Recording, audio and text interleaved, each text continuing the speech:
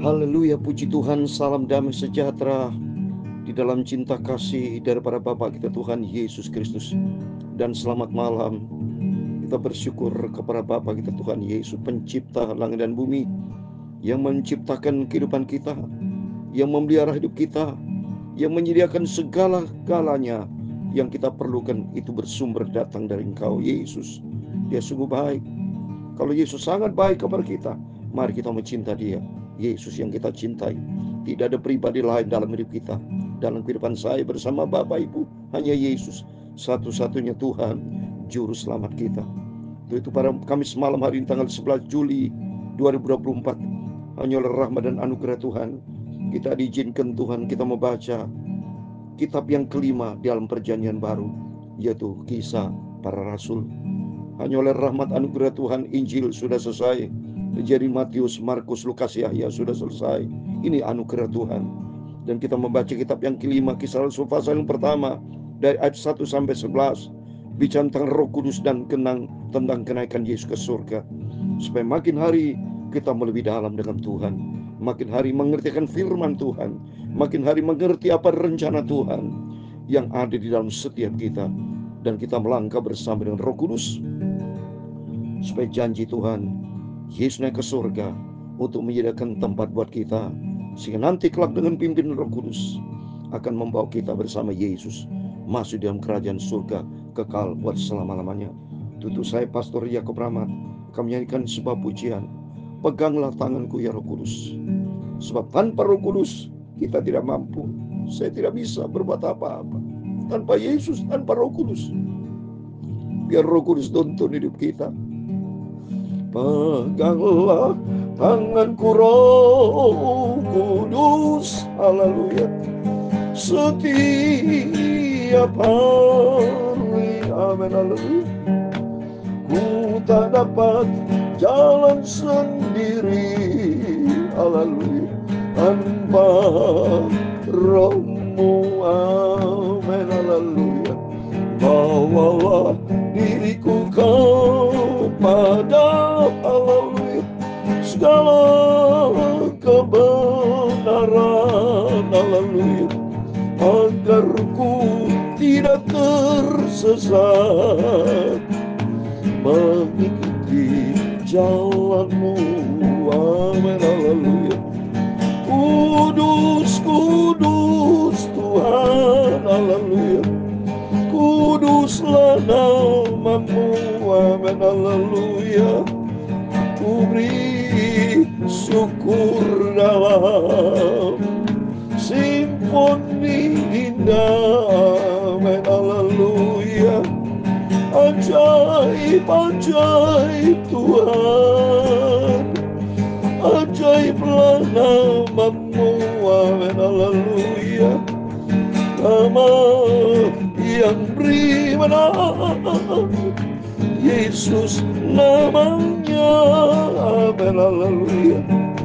Peganglah tanganku ya Roh Kudus, haleluya, setiap hari.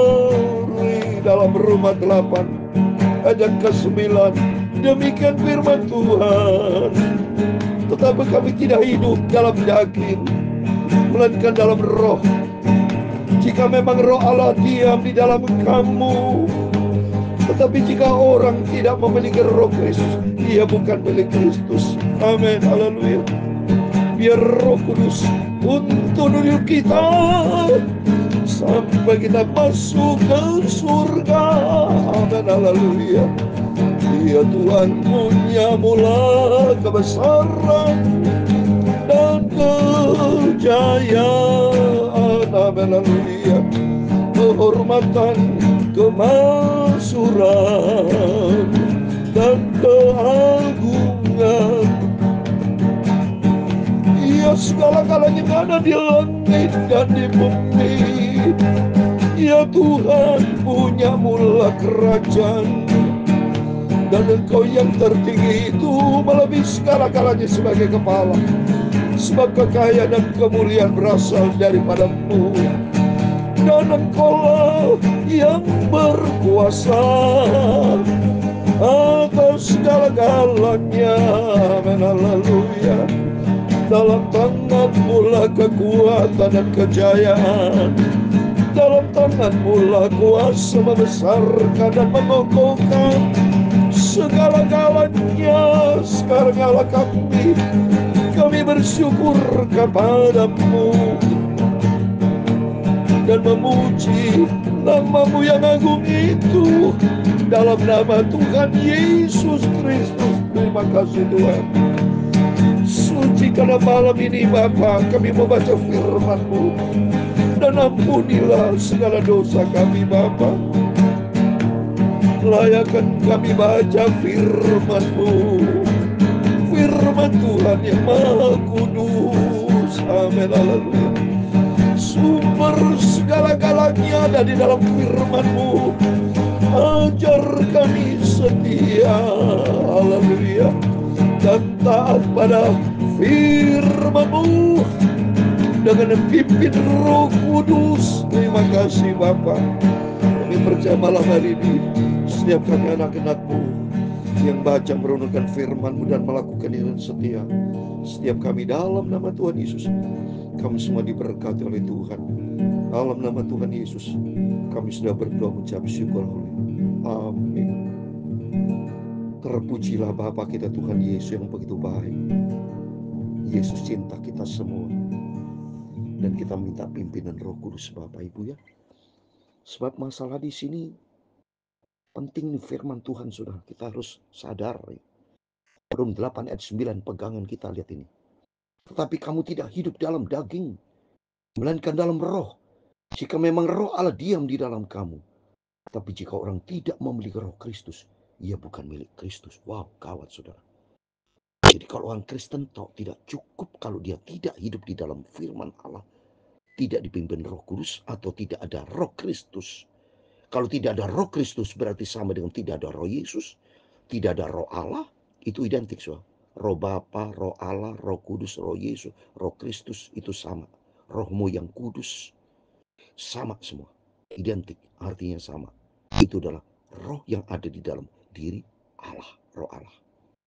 Roh yang ada dalam diri Yesus, Roh Yesus, dan Yesus adalah Allah, sama ya. Jadi dalam kehidupan Yesus ada Roh Kudus, dan Roh Kudus itu berjanji, Yesus berjanji akan curahkan kepada kita. Jadi kalau kita tidak Roh Kristus berarti dipimpin roh daging, dipimpin roh iblis, karena kita mengenal dari 3 roh. Roh Tuhan, roh manusia, roh iblis. Jadi kalau seorang tidak dipimpin Roh Kudus, tidak ada Roh Kristus, ya jelas kata Tuhan, kata firman Allah, bukan milik Kristus. Berarti dia roh iblis, roh kedagingan, jadi di luar. Maka penting kita minta sama Tuhan dipimpin Roh Kudus, seperti di dalam Galatia pasal 5 ayat 16 dikatakan, maksudku ialah hiduplah oleh roh, maka kamu tidak akan menurut keinginan daging. Ayat 25, jikalau kita hidup oleh roh, baiklah hidup kita juga dipimpin oleh roh. Roh, ada Roh Kudus, Roh Allah, Roh Yesus, Roh Kristus, Roh Bapa di surga, ya, Rohmu yang kudus. Mari kita minta. Kalau tidak, saudara, kita dipimpin roh kedagingan kita. Kalau kedagingan kita berseberangan dengan Tuhan, tidak mau berdoa, tidak mau mikir kerajaan Allah, roh kedagingan tidak suka masuk ke surga, saudara, karena tidak mau taat kepada firman Tuhan. Maka pentingnya kita minta Tuhan Roh Kudus penuhi, seperti dalam Lukas 11 ayat 13. Janji Bapa memang Roh Kudus janji. Tapi kalau saudara minta, seperti contoh begini Bapak Ibu, saya janji kalau sudah datang ke gereja dapat berkat. Dapat berkat, saya akan memberikan berkat. Itu janji saya. Contoh ini contoh ya. Akan memberikan berkat misalnya uang, misalnya contoh, mohon maaf, atau janji berkat makan. Itu janji ya. Tapi saudara nggak datang, terima nggak itu uang? Terima nggak itu berkat? Saudara nggak datang, nggak melefoni. Nah, bohong, sama aja. Bukan salah saya dong. Salah Bapak Ibu nggak mau datang. Ini contoh seperti itu. Ya, oleh kartu mari. Saya mau, saudara dan saya, kita mau cinta Tuhan. Dan Tuhan mau minta kita supaya kita rendah hati, saudara. Ya, sebagai bukti kita minta sama Tuhan. Sebagai bukti kita butuh Roh Kudus. Ya, kita berendah hati minta sama Tuhan. Lukas 11 ayat 13 dikatakan, jadi jika kamu yang jahat tahu memberi pemberian yang baik kepada anak-anakmu, apalagi Bapakmu yang di surga, ia akan memberikan Roh Kudus kepada mereka yang meminta kepadanya. Jadi yang meminta, Sebagai bukti kita butuh Roh Kudus. Kita mengerti bahwa roh kedagingan kita tidak bisa membawa kepada kehidupan kita masuk dalam kerajaan surga. Karena kedagingan mikirin dunia, dia tidak mau berdoa, tidak mau puasa, tidak mau hidup di dalam firman Tuhan. Kedagingan maunya marah, tersinggung, ikutin egoisme yang tinggi itu kedagingan sudah. Tapi kalau dipimpin roh Tuhan, dia rendah hati, mau belajar mengalah, mau mengampuni, memaafkan. Roh kedengkian tidak ada, tapi roh benci, iri hati, dendam itu roh iblis, itu roh kedagingan. Maka penting di sini kita mau baca dalam Kisah Rasul pasal 1 itu bicara tentang Roh Kudus. Mari kita mau bahas sama-sama, saudara. Nanti kalau saudara masih belum mengerti dari penjelasan, bisa japri kepada saya akan jelaskan. Karena saya sendiri sudah dipenuhi Roh Kudus. Saya kalau tidak dipenuhi Roh Kudus, ya tidak bisa menjelaskan. Orang tidak bisa menjelaskan pengalaman pekerjaan kalau dia sendiri tidak punya pengalaman pekerjaan. Bagaimana punya pengalaman teori tok, ya. Tapi kalau seorang pengalaman, saya pengalaman bekerja puluhan tahun juga. Saya pengalaman dulu, saya seorang bankir, saudara. Tentang perbankan saya paham karena saya pernah bekerja di bank. Seperti itu. Seperti Bapak Ibu punya pengalaman setir mobil, ya punya pengalaman setir mobil karena punya pengalaman. Kalau ditanya pernah setir mobil, nggak pernah. Bagaimana yang punya pengalaman setir mobil? Ya cuma teori. Demikian kita, kekristenan bukan teori, tapi kekristenan betul mengalami perjumpaan dengan Tuhan dan dipenuhi Roh Kudus. Mari kita mau baca Kisah pasal 1 ayat 30. Dalam bukuku yang pertama, aku menulis tentang segala sesuatu yang dikerjakan dan diajarkan Yesus. Ini penulis Kisah Rasul, saudara. Itu adalah Lukas, saudara. Lukas seorang tabib. Kalau kita baca di dalam Kolose pasal 4 ayat 14, Lukas seorang tabib. Dan ini kesimpulannya kenapa kok menuju kepada penulis Lukas. Di sini ciri-ciri salah satu, dia menulis Theophilus. Dan kalau kita buka dalam Injil Lukas, juga ada kata-kata Theophilus. Coba saya mau buka ya. Lukas pasal 1, yang ayat yang pertama. Dikata, Theophilus yang mulia. Banyak orang telah berusaha menyusun suatu berita tentang peristiwa-peristiwa yang telah terjadi di antara kita. Jadi disebut Theophilus. Jadi Theophilus itu dalam bahasa Yunani artinya sahabat Allah. Dan kalau kita lihat sini, makanya saya baca buku, tentunya ya. Saya bukan lahir dari dulu, makanya kenapa kok bisa pendeta Yakob menerangkan, karena saya juga baca buku. Hamba-hamba Tuhan bisa menjelaskan, kan tentu baca buku, saudara ya, sebagai referensi ya. Di sini katakan ada yang beranggapan bahwa nama Theophilus itu menunjuk pada seorang yang kaya, saudara, ya, pejabat Romawi, seorang punya dampak pengaruh. Mungkin kemungkinan ia yang membantu Lukas, saudara, dalam penulisan buku ini. Maka ditujukan kepada Theophilus yang mulia, ya. Dan ini ditulis kurang lebih antara tahun 60-70 tahun setelah Yesus, saudara ya. Dan Theophilus ini dan Lukas ini luar biasa. Seorang sejarawan, seorang teolog, ya, seorang penulis yang luar biasa. Karena dikatakan di sini dalam buku pasal 1 aja dikatakan, ya, di sini dikatakan, karena itu ayat yang ketiga, setelah aku menyelidiki segala peristiwa itu dengan seksama dari asal mulanya, aku mengambil keputusan untuk membukukannya dengan teratur bagimu. Coba nih, teratur bagimu. Jadi dia tujukan kepada Theophilus, supaya engkau dapat mengetahui bahwa segala sesuatu yang diajarkan kepada sungguh benar. Jadi kalau saya lihat ini, Lukas nih luar biasa, seorang penulis yang hebat. Dan di sini juga tulis di ayat yang kedua Kisah Rasul, saya. Sampai pada hari yang terakhir ia terangkat, sebelum itu dia telah memberi perintahnya oleh Roh Kudus kepada rasul-rasul. Jadi dia tahu persis. Saya yakin Lukas ini punya pengalaman pribadi pada waktu zaman Tuhan Yesus, ya, sehingga dia berani menulis. Maka dia berani tulis kepada Theophilus dalam buku yang pertama. Buku yang pertama pasti Injil Lukas itu, ya. Terus berikutnya, kepada mereka yang menunjukkan dirinya setelah penderitaannya selesai, dan dengan banyak tanda yang membuktikan bahwa ia hidup.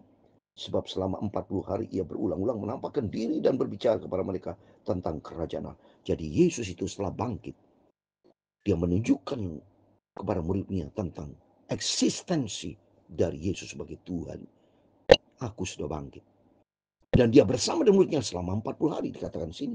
Dan dia menyatakan banyak mujizat, banyak membuktikan berulang menampakkan diri, berbicara tentang kerajaan Allah. Jadi saya yakin Lukas ini tahu persis, saudara, sehingga dia berani menyampaikan ini.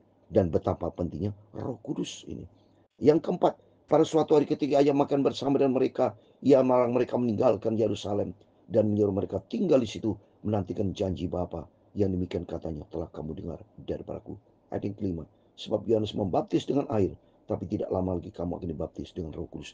Jadi punya pengalaman pribadi yang luar biasa Lukas ini. Jadi di sini yang pertama tentang Roh Kudus, ya, supaya kita betul-betul minta pimpinan Roh Kudus, ya. Terus ayat yang ke-6, maka bertanyalah mereka yang berkumpul di situ, Tuhan, maukah engkau pada masa ini memulihkan kerajaan bagi Israel? Jawabnya, engkau tidak perlu mengetahui masa dan waktu yang ditetapkan Bapa sendiri menurut kuasanya. Tetapi kamu akan menerima kuasa kalau Roh Kudus turun ke atas kamu. Dan engkau akan menjadi saksiku di Yerusalem dan seluruh Yudea dan Samaria dan sampai ke ujung bumi. Jadi Lukas menekankan betapa pentingnya Roh Kudus seperti diajarkan oleh Yesus. Jadi Lukas menulis semuanya apa yang diajarkan Yesus, punya pengalaman pribadi, dan di mana kita saat ini bicara tentang Roh Kudus. Tadi sudah saya sampaikan dalam Roma pasal 8 dan 9. Kalau seorang tidak punya Roh Kristus, tidak punya Roh Kudus, ia bukan milik Kristus. Maka dikatakan Yesus berjanji, kamu akan menerima kuasa kalau Roh Kudus turun ke atas kamu. Berarti kesimpulannya, tanpa Roh Kudus kita tidak punya kuasa apapun. Sungguh, kita kuasa dari mana, saudara? Kita sudah jatuh di dalam dosa kedagingan yang ada, kita tonjolkan itu. Tapi kedagingan tidak bisa masuk dalam kerajaan surga. Dalam 1 Korintus 15 ayat 50, kedagingan itu semua tidak bisa masuk ke dalam kerajaan surga, saudara. Ya, 1 Korintus 15 ayat 50. Saudara-saudara, inilah yang akan aku katakan kepadamu, yaitu bahwa daging dan darah tidak mendapat bagian dalam kerajaan Allah, dan bahwa yang binasa tidak mendapat bagian dalam apa yang tidak binasa. Jadi jelas daging akan binasa, saudara. Manusia mati dikubur, dan nanti kalau Yesus bangkit, ya, kalau kita bangkit, Yesus kedatangan kita dibangkitkan, itu diubah dengan tubuh penuh dengan kemuliaan Tuhan. Nggak dipakai tubuh yang saudara kena COVID, yang manusia kena cacar air. Waktu yang lalu saya kena herpes, ya. Nggak dipakai tubuh yang berdosa itu, diganti dengan tubuh kemuliaan Tuhan. Maka pentingnya kita minta pimpin Roh Kudus. Kalau Roh Kudus turun bersama kita ada kuasa. Dan ternyata benar, saudara, saya banyak mengalami pertolongan Tuhan tentang karena punya Roh Kudus di dalam kehidupan kita.